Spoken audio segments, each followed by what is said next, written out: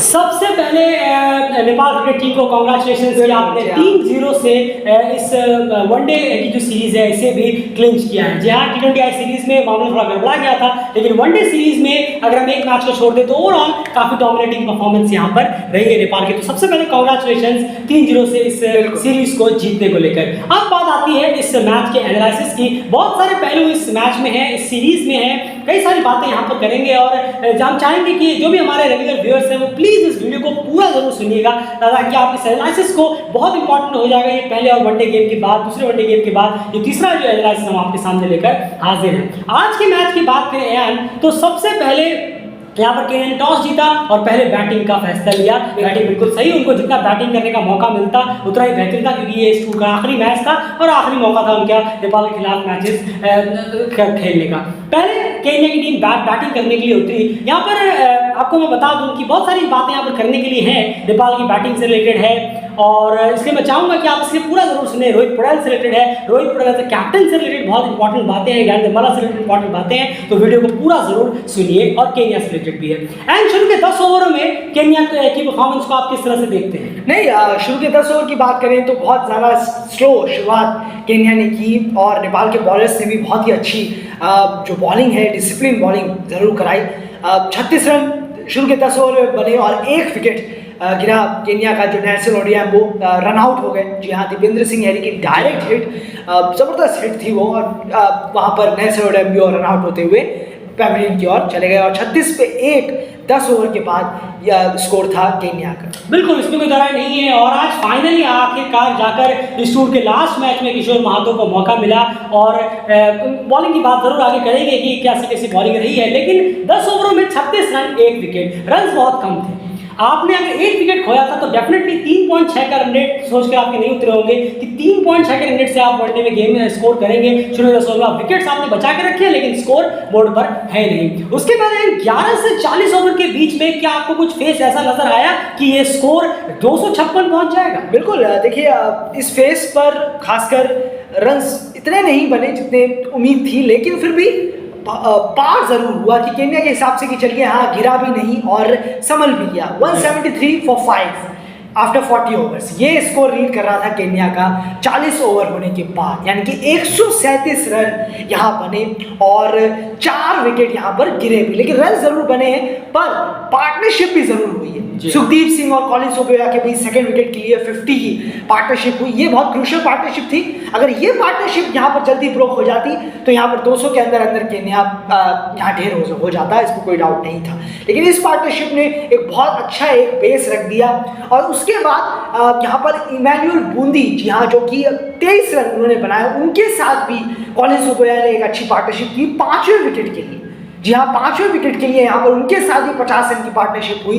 तो इस फेस में ये 2 पार्टनरशिप बहुत क्रूशियल थी। कॉलिन सोबोया ने जो कमाल की पारी खेली, 84 रन की जबरदस्त इनिंग खेली, 100 ओवर बॉलें खेली और टीम का जो एक भार है, एक पूरा का एक कोना है, वो उन्होंने पकड़ के रखा एक एंड। और 173 फॉर 5 40 ओवर के बाद ये स्कोर। बिल्कुल यार, तीनों ही मैचों में बहुत इंप्रेस किया है कॉलिन सोबोया ने अपने वनडे गेम्स में, तो डेफिनेटली उनकी तारीफ जरूर बनती है। बहुत ही अच्छा परफॉर्मेंस उनका रहा है। जब वो क्रीज पर रहे हैं, नेपाल के बॉलर्स को उन्होंने स्ट्रगल करवाया है कि आपको इतनी आसानी से मेरा विकेट मिलेगा नहीं, खास करके अगर हम इन 3 वनडे गेम्स की बात करें। उसके बाद आपने 173 फॉर 5 कहा 40 ओवर के बाद, और हमने जो खास में स्कोर देखा वो था 255 रन, यानी लगभग 55, और अगर मैं 27 को प्लस कर दूं 67, 77 और 84 रन करीब आखिरी के 10 ओवर में बन गए 8.4 की रन रेट से, जो कि एक वक्त पावर प्ले में सिर्फ टीम का 3.6 का रन रेट था। इस फेस में ऐसा क्या हुआ? बिल्कुल, और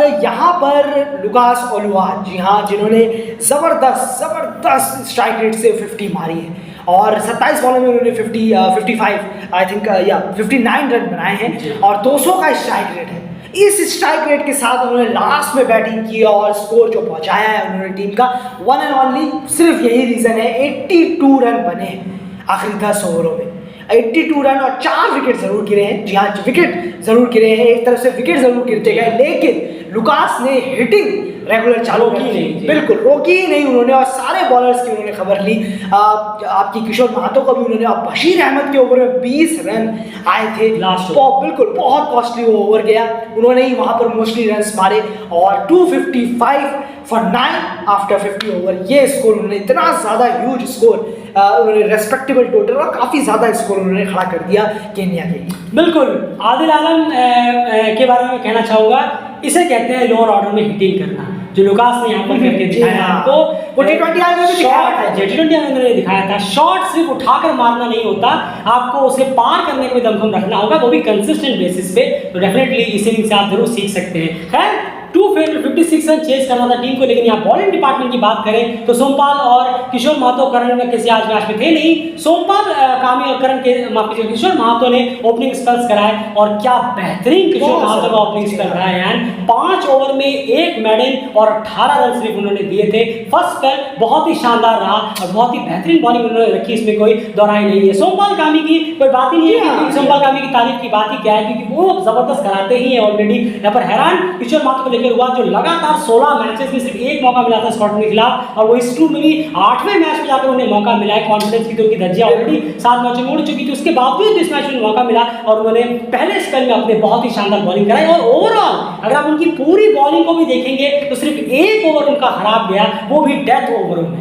अब उस प्लेयर को एक्सपीरियंस कितना है जब वो सीनियर टीम में है, सीनियर टीम में आने के बाद वो सिर्फ एक मैच खेले हैं स्कॉटलैंड के खिलाफ, वनडे गेम्स में मैं बात कर रहा हूँ, 50 ओवर गेम्स में, और उसके बाद वहां पे भी उन्होंने डेथ ओवर बॉलिंग कराई थी, क्योंकि डेथ ओवर की बॉलिंग में आपको एक अलग तरह का एक्सपीरियंस चाहिए जो आपको वक्त के साथ साथ मिलता है। जी हाँ। किशोर महतो लगातार मैचेस में खेलते नहीं है, स्क्वाड में जाते हैं, बैठ ही रह जाते हैं, तो डेफिनेटली डेथ में एक अलग प्रेशर होता है, और लुकास जैसे बैट्समैन को हैंडल करने के लिए आपको अलग तरीके के बॉलिंग की जरूरत पड़ती है। लेकिन एक सिर्फ ओवर उनका खराब गया, जो कि उनका लास्ट ओवर था, उनके कोटे का नहीं लेकिन उनका लास्ट ओवर था, उसके बाद ओवर मिले नहीं।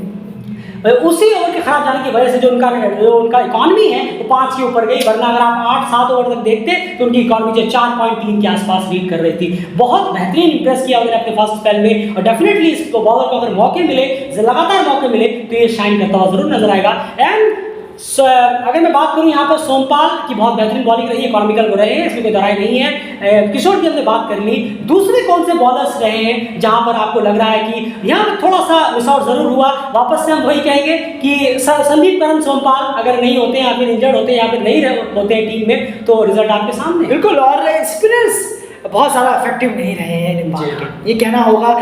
बाद में बात जरूर करेंगे केन्या की, कितने इफेक्टिव रहे हैं, लेकिन एज कम्पेयर टू केन्या बिल्कुल इफेक्टिव नहीं रहे हैं, और बहुत ही ज़्यादा जो है इकोनॉमी ज़रूर रही है, इकोनॉमी अच्छी रही है, 6 से नीचे की रही है, लेकिन उतने इफेक्टिव नहीं रहे, जो कि हम बाद में बात करने वाले हैं केन्या बॉलर्स की।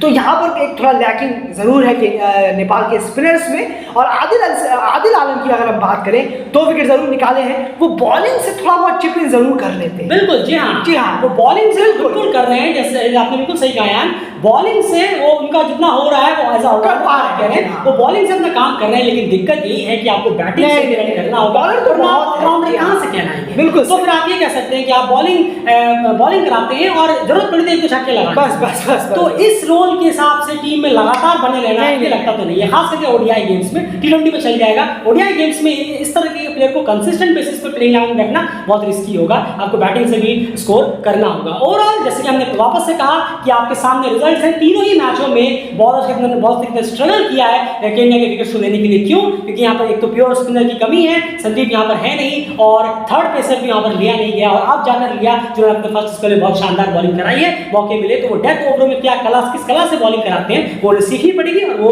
सीख कर आपके सामने वो भी प्रेजेंट करके देंगे किशोर महतो, या फिर आप किसी भी पेसर को ले अगर रेगुलर खिलाते हैं तो। 256 अयान चेस कर रहे थे, इन सब के बीच में रोहित पटेल की कप्तानी की भी टेस्ट हुई है, और उसके बारे में आपको लास्ट में जरूर बताएंगे कि रोहित पटेल की कप्तानी क्या कुछ रही है। इस राउंड में भी हमने बहुत कुछ नोटिस किया है रोहित पटेल के बारे में, इस टूर में कुछ अच्छी चीजें हैं, कुछ गलत चीजें हैं, क्या उन्होंने गलतियां करी हैं, क्या उन्होंने बहुत अच्छा किया है, क्या अच्छा किया है, क्या अच्छा कर सकते थे, ये सारी चीजें हमने बिल्कुल नोटिस की हैं तीनों ही मैचेस में, और आज के मैच में भी बहुत ज्यादा। 256 चेस करने के लिए अहम टीम उतरी है। इससे पहले भी उन्होंने पहले मैच में कंफर्टेबल और डोमिनेटिंग चेज नेपाल ने किया था, तो एक कॉन्फिडेंस उनके साथ था, यहाँ पर शुरू के 10 ओवर में क्या हाल था, आसिफ की वापसी हुई और आसिफ और अर्जुन सौद ने एक बेहतरीन ओपनिंग दी है। बहुत बहुत ज़बरदस्त। और ये आई थिंक अगर सब कुछ सही रहा, बहुत अच्छा रहा, तो एक न्यू प्लेयर आने वाले वक्त पर अगर हमें देखने को मिले, अर्जुन सौद और आसिफ शेख का बहुत ही ज़बरदस्त इन्होंने दूसरी बार ये पार्टनरशिप इन्होंने की है।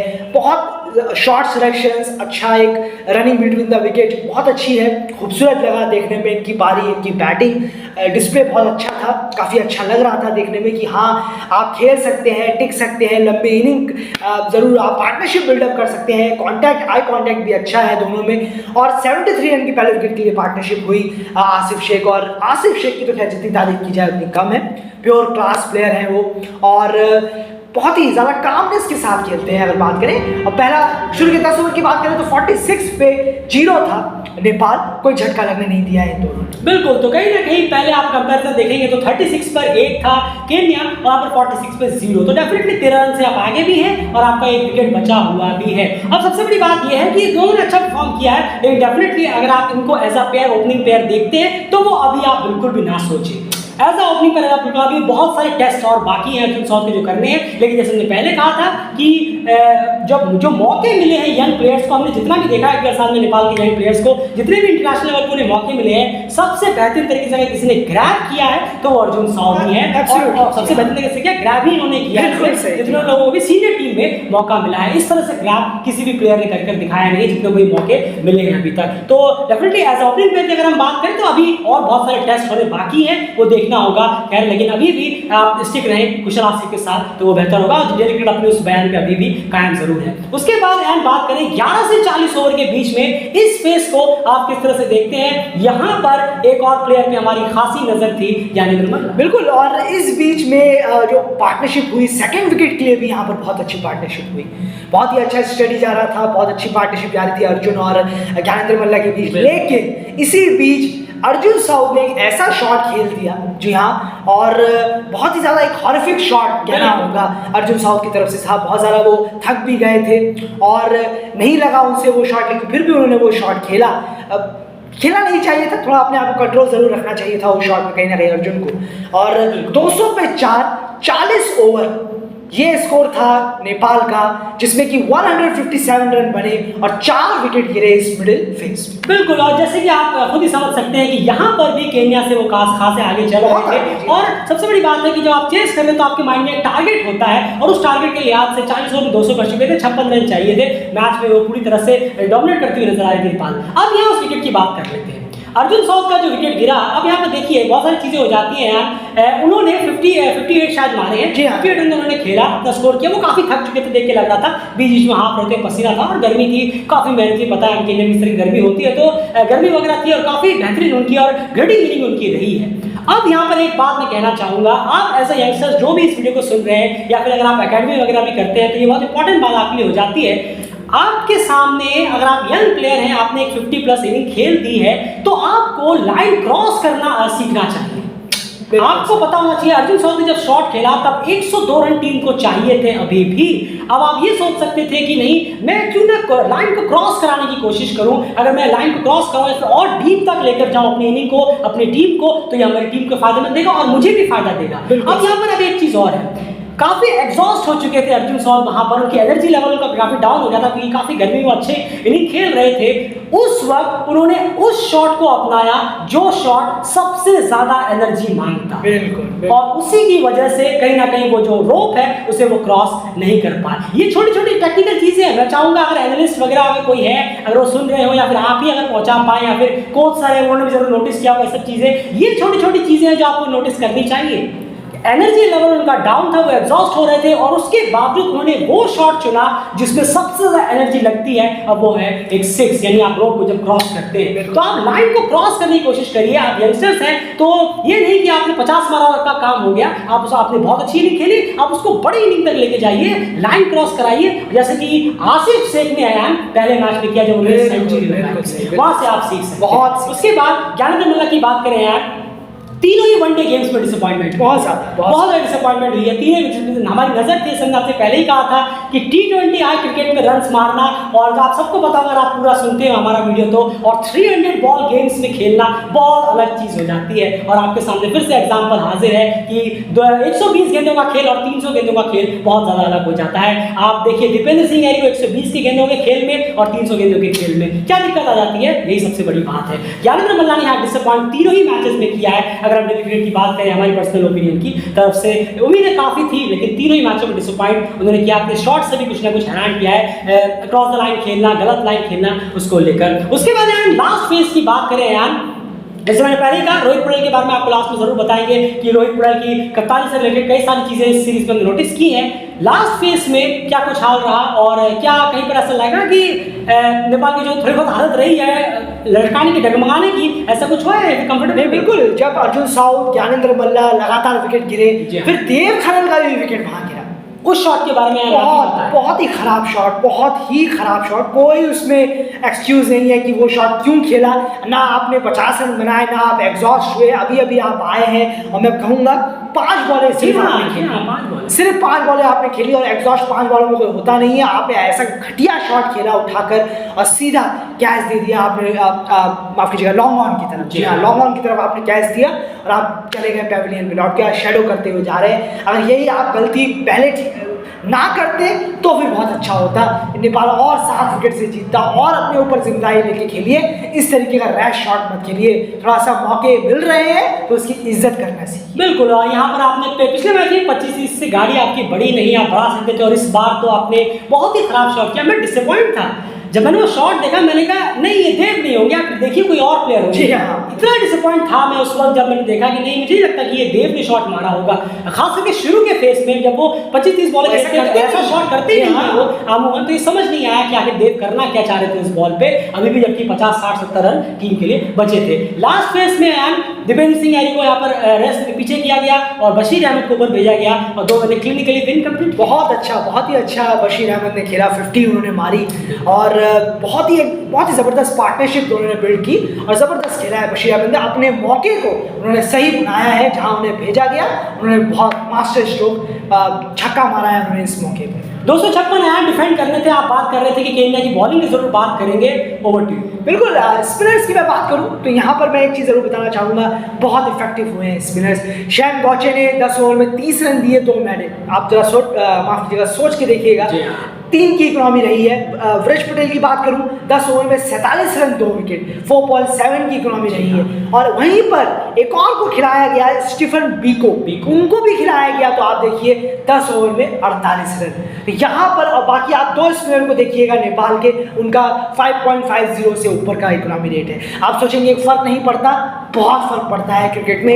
एक का इकोनॉमी का भी अगर डिफरेंस है ना तो बहुत फर्क पड़ता है क्रिकेट में। ये क्रिकेट है, यहाँ बहुत फर्क पड़ता है। और केन्या के स्पिनर्स ने बहुत अच्छी बॉलिंग कराई है, नेपाल के स्पिनर्स उतने ही इफेक्टिव नहीं रहे। बिल्कुल, और इसीलिए हमेशा जोर देता रहता है डेली क्रिकेट की आप सेकंड प्योर स्पिनर तैयार करना शुरू करिए, विकेट टेकिंग स्पिनर। और फिर दूसरी बात यानी ये ओपोनेंट केन्या थी, आपको इससे टफ और इससे कई बैट्समैन आपको Scotland, Namibia, Oman, USA, UAE इनकी टीमों में मिलेंगे। वहां पर ये जो स्पिनर्स हैं ये और ज्यादा इकोनॉमी के साथ जाएंगे, 6-7 की इकोनॉमी तक टच कर सकते हैं। इसलिए अभी भी ये वक्त है, आपको समझना होगा, आपको थर्ड पेसर रेडी कर second pure wicket taking spinner की तरफ बढ़ना होगा। ओवरऑल अब यहाँ बात करते हैं हम, कल हमारे 3 वीडियोस आएंगे, बहुत इंपॉर्टेंट है। सबसे पहले परफॉर्मेंस रिपोर्ट कार्ड जो हम हर सीरीज के बाद लाते हैं वो आपके सामने प्रेजेंट करेंगे। दूसरा वीडियो होगा कि प्लेयर एनालिसिस, एक प्लेयर का परफॉर्मेंस इस पूरे दौरे में कैसा रहा है, T20 और वनडे को लेकर हमारी उस पर क्या राय है और कितने उनके परसेंटेज चांसेस हैं आउट ऑफ 100 कि उन्हें स्क्वाड में सेलेक्ट करना चाहिए या फिर नहीं। एक होगा प्लेयर एनालिसिस पूरे 16 की जो स्क्वाड यहाँ पर आई थी, और उसके बाद तीसरा वीडियो जो शायद सबसे ज्यादा इंपॉर्टेंट है और आपको इंतजार होगा, अब तीनों ही मैचेस में Rohit Patel as a captain किस तरह से देखता है डेली क्रिकेट, उनकी कप्तानी कैसी रही है, क्या क्या चीजें बेहतरीन उन्होंने किया, क्या क्या चीजें कमियां नजर आई है, ओवरऑल कैप्टनसी उनकी कैसी रही है, कल इस पे एक डीप डिस्कशन वाला वीडियो आएगा। ये तीनों वीडियो बहुत इंपॉर्टेंट होंगे, चेक करना मत भूलिएगा। चैनल को सब्सक्राइब जरूर कर लीजिए और बिल्कुल मिस मत करिएगा। इसलिए अभी से ज़्यादा लोग जितने भी हमें लगातार फॉलो कर रहे हैं, सब्सक्राइब जरूर करिए और वीडियो को प्लीज एफर्ट लाइक करिए। कांग्रेचुलेशंस नेपाल कि आपने बहुत ही बेहतरीन गेम्स यहाँ पर खेले हैं, तीनों वनडे गेम्स आपने जीते हैं। पुडारी ने भी जबरदस्त इनिंग खेली। जी हाँ, रोहित पुडारी की तो तारीफ ही जितनी कम है कल, और कल हम बात करेंगे उनकी कप्तानी की। देखिए कप्तानी उनकी कैसी रही है, बहुत इंपॉर्टेंट वीडियोस हैं, चैनल को सब्सक्राइब जरूर करिए ताकि आपको नोटिफिकेशन टाइम पर वीडियोस के मिलते रहे। फिलहाल इस वीडियो में इतना ही। वापस से कांग्रेचुलेशंस और केन्या टफ लक। वनडे में आपका परफॉर्मेंस बिल्कुल भी टी20 जैसा रहा नहीं है, आपकी चर्चा में जरूर आगे जाकर होगी। फिलहाल इस वीडियो में इतना ही।